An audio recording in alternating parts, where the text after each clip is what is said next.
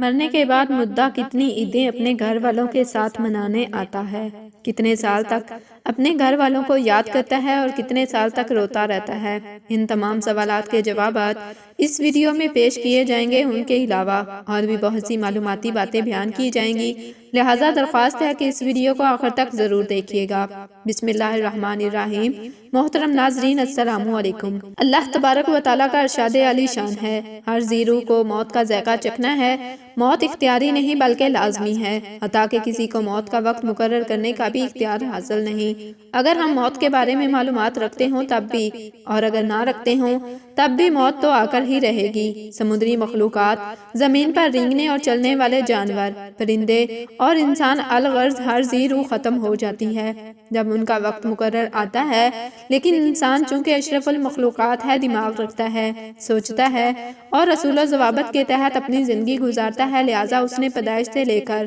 مرنے تک کے اصول واضح کیے ہوئے ہیں، حتیٰ کہ وہ اقوام جو اللہ تبارک و تعالیٰ پر ایمان نہیں رکھتی، ان کے بھی قوانین ہیں جن کے تحت وہ اپنے مرنے والوں کو آخری سفر پر روانہ کرتے ہیں۔ ہم مسلمانوں کے نزدیک موت کا مطلب انتقال ہے، یعنی ہم مرنے کے بعد ختم نہیں ہو جاتے بلکہ ایک عالم دنیا سے ایک نئے عالم کی طرف منتقل ہو جاتے ہیں، جہاں انسان اپنے رب سے پہلے سے زیادہ نزدیک ہو جاتا ہے۔ اس کی آنکھوں کے سامنے سے حجابات اٹھ جاتے ہیں اور وہ کچھ ایسی چیزوں کو دیکھنے کے قابل ہو جاتا ہے جو اس عالم دنیا میں رہ کر نہیں دیکھ سکتا۔ لہٰذا ہمارے لیے یہ ضروری ہے کہ جس طرح اس دنیا میں رہنے کے لیے اہم معلومات حاصل کرتے ہیں، زندگی کے اختتام کے بارے میں بھی معلومات ہمارے پاس ہوں، تاکہ ہمارا اختتام جانوروں کی طرح سے نہ ہو بلکہ اس طرح سے ہو جو اشرف المخلوقات ہونے کی وجہ سے ہمارے شایان شان ہے۔ ہر مسلمان کو چاہیے کہ وہ اپنی زندگی میں کم از کم 7 میتوں کو نہلائے، کفنائے اور دفنائے،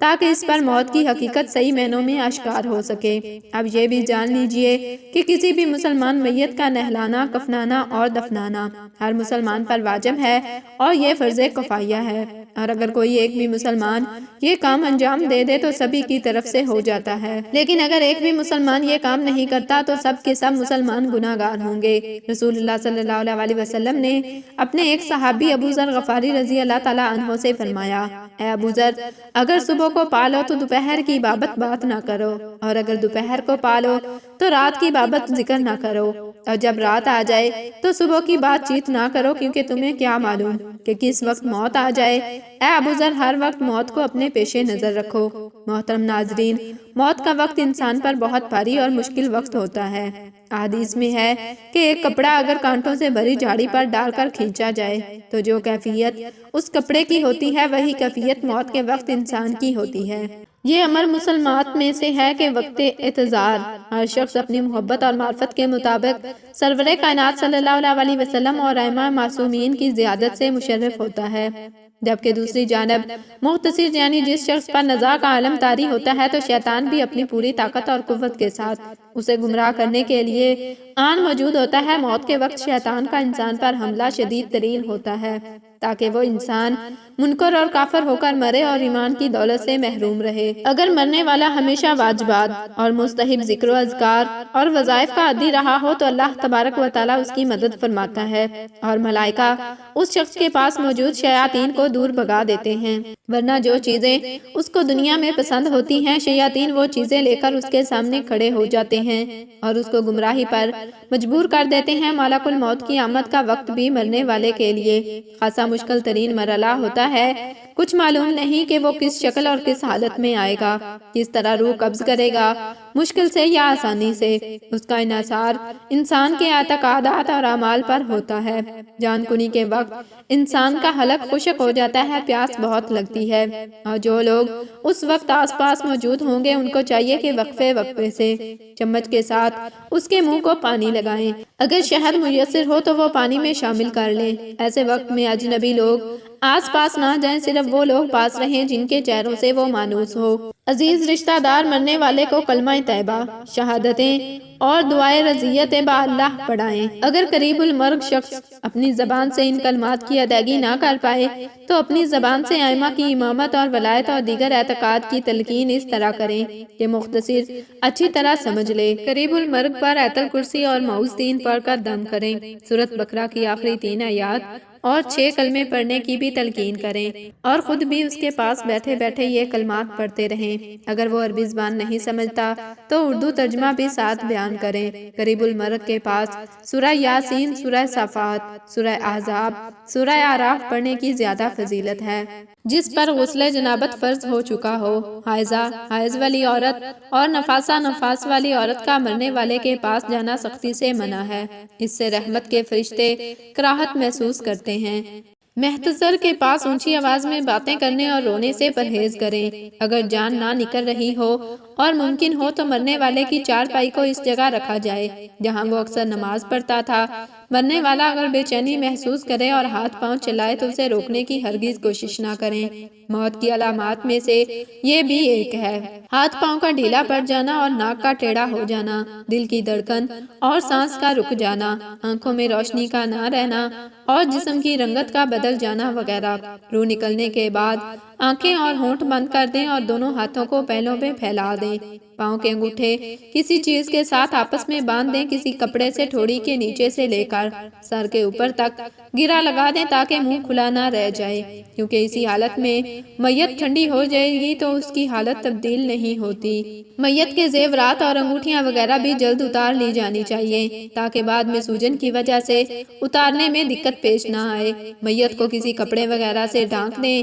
اکیلا نہ چھوڑیں۔ اگر رات ہو تو اس کے پاس روشنی کا انتظام کریں۔ میت کے پاس قرآن پاک کی تلاوت اور ذکر و اذکار کرتے رہیں۔ موت کے بعد اس کی تدفین میں جلدی کریں۔ یہ ایک مذہبی رسم ہے جس کے ذریعے مردے کو الوداع کہنے کے ساتھ ساتھ تعلیم و ہدایت بھی دی جاتی ہے، اور یہ اصلاح تلقین ہے کیونکہ ہمارا عقیدہ ہے کہ مرنے کے بعد مردے کو اللہ تبارک و تعالیٰ کے حکم سے زندہ کیا جاتا ہے اور 2 فرشتے مردے سے سوال و جواب کرتے ہیں۔ مرنے کے بعد ہر انسان کے نامہ اعمال کی کتاب بند ہو جاتی ہے، کیونکہ اب وہ نہ کوئی نیکی کرنے کے قابل رہتا ہے اور نہ ہی کوئی گناہ اس سے سرزد ہو سکتا ہے۔ ہاں مگر بلا واسطہ نیکیوں کا اجر اسے ضرور ملتا رہتا ہے، اور نیک اعمال جن کا آغاز اس نے اپنی زندگی میں کیا تھا اور وہ اس کے بعد بھی جاری رہے، ان کی اجزاء اور اس کو برابر ملتی رہے گی، یا وہ ثواب جو اس کی عزیز رشتہ دار اس کو ایصال ثواب کریں گے۔ اسی طرح اگر مرنے والے نے اپنی زندگی میں کسی برے عمل کی بنیاد رکھی تھی جو اس کے مرنے کے بعد بھی جاری رہا تو وہ بھی اس کے لیے دردناک عذاب کا موجب بنا رہے گا۔ حضور نبی کریم صلی اللہ علیہ وسلم کی ایک حدیث کا مفہوم ہے کہ مرنے کے بعد انسان کا عمل موقوف ہو جاتا ہے مگر 3 چیزوں کا ثواب جاری رہتا ہے۔ صدقہ جاریہ، مثلا رفع عامہ کے وہ کام جو اس نے عوام کے لیے جاری کیے، علم جو اس نے پھیلایا اور لوگ اس سے مستفید ہوتے رہے، نیک اولاد جس کی اس نے اچھی تربیت کی اور وہ اس شخص کے مرنے کے بعد نیک اعمال بجا لاتی رہی۔ یہ وہ اعمال ہیں جن کا سبب مرنے والا خود ہوتا ہے، لیکن کچھ ایسے عوامل بھی ہو سکتے ہیں جن کا سبب مرنے والا خود نہیں بلکہ اس کے دوست احباب اور عزیز رشتہ دار ہوتے ہیں جو نیکی کے کام سر انجام دیتے ہیں اور اس کا ثواب اور اسے احسان کرتے رہتے ہیں۔ حضرت صلی اللہ علیہ وسلم کا فرمان عالی شان ہے کہ اپنے مرنے والوں کے لیے ہدیہ دیا کرو۔ صحابہ نے عرض کیا کہ ان کے لیے ہدیہ کیا ہے؟ آپ نے فرمایا ان کے لیے ہدیہ صدقہ اور دعا ہے۔ نیز فرمایا کہ مومنوں کی روحیں ہر جمعہ آسمان پر اپنے اپنے گھروں کے سامنے آتی ہیں اور درد بھری آواز میں پکار کر کہتی ہیں، اے میرے اہل و عیال، اے میرے ماں باپ اور رشتہ داروں، جو مال ہمارے ہاتھوں میں تھا اس میں سے ہم پر مہربانی کرو کہ اس مال کا حساب اور عذاب تو ہم پر ہے مگر اس سے فائدہ اور لوگ حاصل کر رہے ہیں۔ اس طرح ہر ایک روح اپنے خواہش القربہ سے فریاد کرتی ہے اور کہتی ہے کہ 1 روپیہ یا 1 روٹی یا 1 کپڑا خدا کی راہ میں دے کر ہم پر مہربانی کرو۔ حضرت ابو ذر غفاری کے جوان سال بیٹے کا انتقال ہو گیا۔ اسے دفن کرنے کے بعد حضرت ابو ذر غفاری اس کی قبر پر کھڑے ہو کر کچھ اس طرح سے مخاطب ہوئے، بیٹا تیرے بعد یہ دنیا میرے لیے تاریک ہو گئی، مجھے اس دنیا سے اب کوئی رغبت نہیں، لیکن 2 وجوہات ہیں جن کی وجہ سے میں ابھی بھی زندہ رہنا چاہتا ہوں۔ ایک تو یہ کہ تو اب اس دنیا سے جا چکا ہے اور تیرا نامہ اعمال اب بند ہو چکا ہے، نیک کاموں کے لیے اب تو دوسروں کا محتاج ہے اور اب تجھے ایک کٹھن اور دشوار گزار سفر بھی درپیش ہے۔ میں چاہتا ہوں کہ اس دنیا سے تجھے کچھ نہ کچھ بھیجتا رہوں تاکہ آخرت کے سفر کی منزلیں تجھ پر آسان ہو جائیں اور دوسرا یہ کہ تیرے بعد مجھے بھی اس سفر پر روانہ ہونا ہے۔ سفر طویل ہے اور زیادہ راہ بہت کم ہے۔ میں چاہتا ہوں کہ اپنے لیے کچھ مزید توشہ آخرت جمع کر لوں۔ محترم ناظرین، کسی کے اس دنیا سے چلے جانے کے بعد اس کے عزیز رشتہ داروں کی کیا ذمہ داری بنتی ہے؟ سب سے پہلے تو اس مرحوم کے واجبات کی ادائیگی کا انتظام کیا جائے۔ اس نے اگر کسی کا قرض دینا تھا وہ ادا کیا جائے، اگر اس پر حج واجب تھا تو زندگی میں کسی وجہ سے وہ حج کی ادائیگی نہیں کر سکا تو ایک آدمی مقرر کیا جائے جو اس کی طرف سے حج کر سکے۔ اگر اس کے ذمے قضا نمازیں ہیں تو ان کی ادائیگی کا اہتمام کیا جائے، اس کی طرف سے قضا روزے رکھے جائیں۔ اگر بغیر اجرت کے کوئی آدمی میسر نہ ہو تو اجرت پر کسی آدمی سے ان کی ادائیگی کروائی جائے۔ اگر مرنے والے نے پسماندگان میں چھوٹے یتیم بچے چھوڑے ہیں تو ان کی تربیت اور پرورش، ان کے ساتھ ساتھ شفقت بھی مرنے والے کے ساتھ ہمدردی اور عظیم ثواب کا باعث ہے۔ مرنے والے کے ترکہ میں سے اس کے ایصال ثواب کے لیے رفع عامہ کے کام کیے جائیں۔ اس کے لیے ذکر و نعت کی مجالس، محافل منعقد کی جائیں، مرحوم کی طرف سے بھوکوں کو کھانا کھلایا جائے، بے لباس لوگوں کو لباس مہیا کیا جائے، مفلوک الحال لوگوں کی مالی امداد کی جائے۔ خدمت خلق ایک عظیم عبادت اور مرحومین کے درجات کی بلندی کا موجم ہے۔ ختم قرآن پاک اور تلاوت کر کے ثواب اس مرحوم کو ایصال ثواب کیا جائے۔ زمانہ قدیم سے بزرگان دین کا ایک معمول چلا آ رہا ہے کہ جب بھی کھانے پینے کے لیے بیٹھتے ہیں تو قرآن پاک کی چند سورتوں کی تلاوت کر کے اس کا ثواب مرحومین کو بخش دیتے ہیں، ایصال ثواب بھی اور کھانے میں برکت بھی۔ محترم ناظرین، ایصال ثواب کا ایک آسان سا عمل آپ کی خدمت میں پیش کیا جا رہا ہے کہ جس کے لیے آپ کو بالکل بھی زحمت نہیں اٹھانی پڑے گی۔ جب بھی آپ کو اپنے کسی مرحوم عزیز کا خیال آئے، باتوں میں اس کا ذکر ہو یا اس سے متعلق کسی ایسی چیز کو دیکھیں جس سے آپ اس کی طرف متوجہ ہو جائیں تو اس عزیز کا تصور کرتے ہوئے ایصال ثواب کی نیت سے ایک مرتبہ درود شریف پڑھ دیں، ایصال ثواب بھی ہو جائے گا اور درود شریف کی بے شمار برکتیں بھی آپ کو حاصل ہو جائیں گی۔ ایک اور بات یاد رکھیں کہ یہ ممکن نہیں کہ کوئی انسان موت سے بچ جائے گا، ہر ایک نے مرنا تو ہے ہی، تو کیا یہ بہتر نہیں بتائے گا کہ تمام نیک کام وہ خود ہی اپنی زندگی میں کر کے جائے اور اپنے لیے توشہ آخرت جمع کر لے، کیونکہ اپنے ہاتھوں سے نیک کام کرنے کا اجر و ثواب اس سے کہیں زیادہ ہوگا جو دوسرے اس کے لیے سر انجام دیں گے۔ اگر وہ وصیت کر کے بھی چلا جائے کہ یہ کام میرے لیے سر انجام دے دینا تو بہت ممکن ہے کہ شیطان اس کے وارثوں کے دل میں وسوسہ ڈال دے اور وہ اس کی وصیت پر عمل کرنے سے باز رہیں۔ محترم ناظرین، دنیا اور آخرت کے بعد ایک اور عالم ہے جس کو عالم برزخ کہتے ہیں۔ مرنے کے بعد اور قیامت کے پہلے تمام جن و انس نے ارواح کو حسب مراتب اس میں رہنا ہوتا ہے اور روح کہیں بھی ہو جسم کے ساتھ اس کا تعلق رہتا ہے، قبر پر آنے والے کو پہچانتی ہے اور یہ کہنا کہ فلاں کی روح فلاں کے اندر چلی گئی ہے یا اس نے دوبارہ سے جنم لیا ہے، یہ عقیدہ قرآن و حدیث کے خلاف ہے۔ حدیث شریف کے الفاظ ہیں کہ جب انسان مرتا ہے تو اس کی راہ کھول دی جاتی ہے کہ جہاں چاہے جائے۔ سعد بن مسیب رحمۃ اللہ علیہ سے مروی ہے کہ حضرت سلمان فارسی اور عبداللہ بن سلام رضوان اللہ اجمعین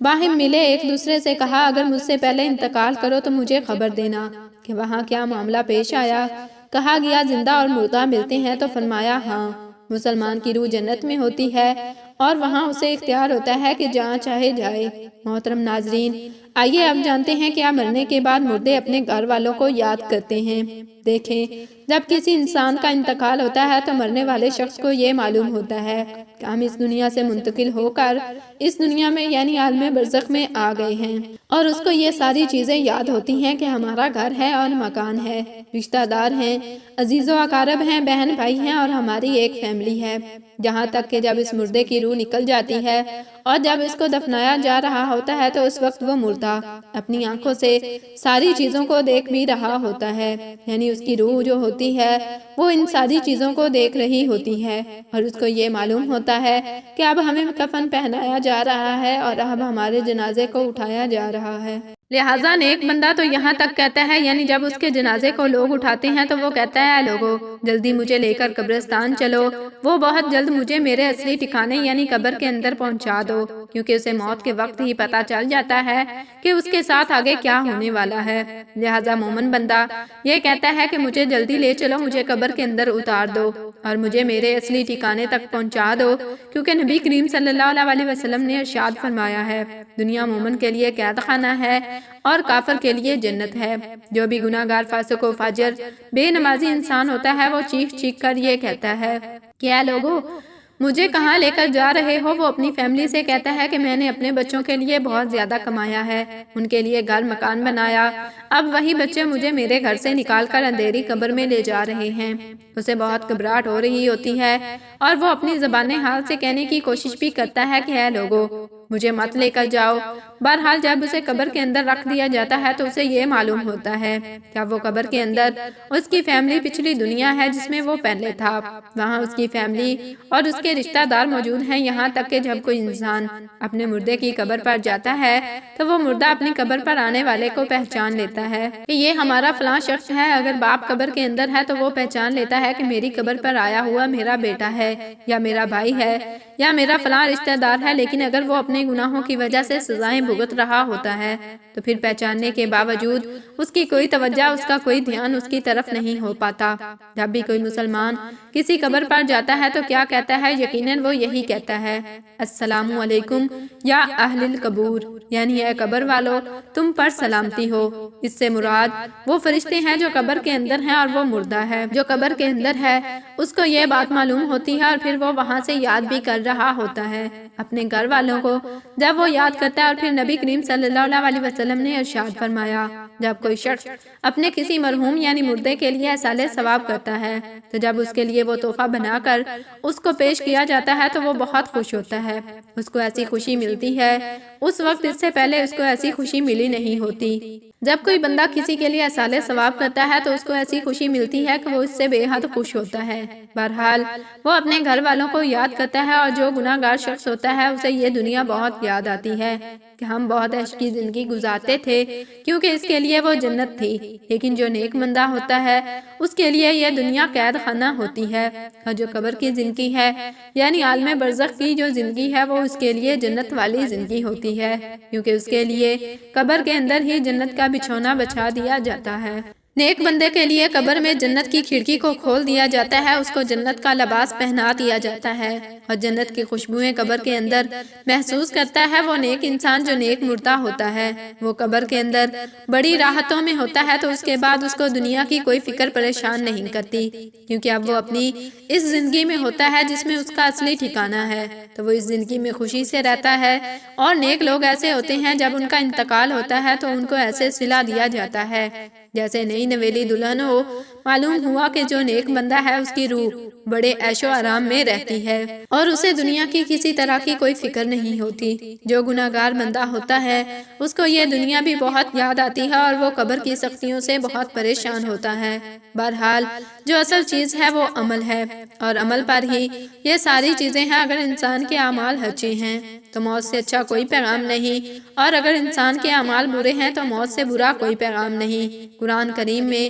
اللہ تبارک و تعالیٰ کا فرمان ہے کہ تم اپنے رب سے گڑ گڑا کر اور آہستہ دونوں صورتوں میں دعا کیا کرو، بے شک وہ حد سے زیادہ پڑھنے والوں کو پسند نہیں کرتا۔ رسول اللہ صلی اللہ علیہ وسلم کا ارشاد ہے جو مسلمان میت کی نماز جنازہ ادا کرے جو اللہ تبارک و تعالیٰ کے ساتھ کسی کو شریک نہیں ٹھہراتے تو اللہ تبارک و تعالیٰ اس میت کے حق میں ان کی سفارش کو ضرور قبول فرماتا ہے۔ ایک دوسری روایت ہے کہ میں آپ صلی اللہ علیہ وسلم کا ارشاد ہے جس میت کی نماز جنازہ امت مسلمہ کے 100 افراد ادا کر کے اس کی شفاعت کرتے ہیں تو ان کی سفارش اس میت کے حق میں قبول کی جاتی ہے۔ امام ابن قیم رضی اللہ تعالیٰ عنہ فرماتے ہیں نماز جنازہ کا مقصد میت کے لیے دعا ہے، قبر کے پاس کھڑے ہو کر دعا اور طلب مغفرت کرنا ایسا عمل ہے۔ حضرت عبداللہ بن عمر رضی اللہ تعالیٰ عنہ کی روایت ہے کہ رسول اللہ صلی اللہ علیہ وسلم جب میت کو قبر کے اندر رکھتے تو فرماتے کہ اللہ تبارک و تعالیٰ کے نام سے، اور رسول اللہ صلی اللہ علیہ وسلم کے طریقے پر نیز حضرت عثمان بن عفان رضی اللہ تعالیٰ عنہ کی روایت ہے، وہ کہتے ہیں کہ جب رسول اللہ صلی اللہ علیہ وسلم میت کی تدفین سے فارغ ہوتے تو قبر پر کھڑے ہو کر فرماتے کہ اپنے بھائی کے لیے مغفرت کی طلب کرو اور اس کے لیے ثابت قدمی مانگو، اس لیے کہ ابھی اس سے سوال کیا جائے گا۔ تو اللہ رب العالمین کی بارگاہ میں دعا ہے کہ اللہ تبارک و تعالی ہم تمام مسلمانوں کو خوب اچھے اور نیک اعمال کرنے کی طاقت اور توفیق مرحمت فرمائے، آمین یا رب العالمین۔ محترم ناظرین، درخواست ہے کہ اللہ تبارک و تعالیٰ کے 99 ناموں میں سے ایک نام کمنٹ باکس میں ضرور تحریر کریں۔ جزاکم اللہ خیرن کثیرا۔ اللہ ہم سب کا حامی و ناصر۔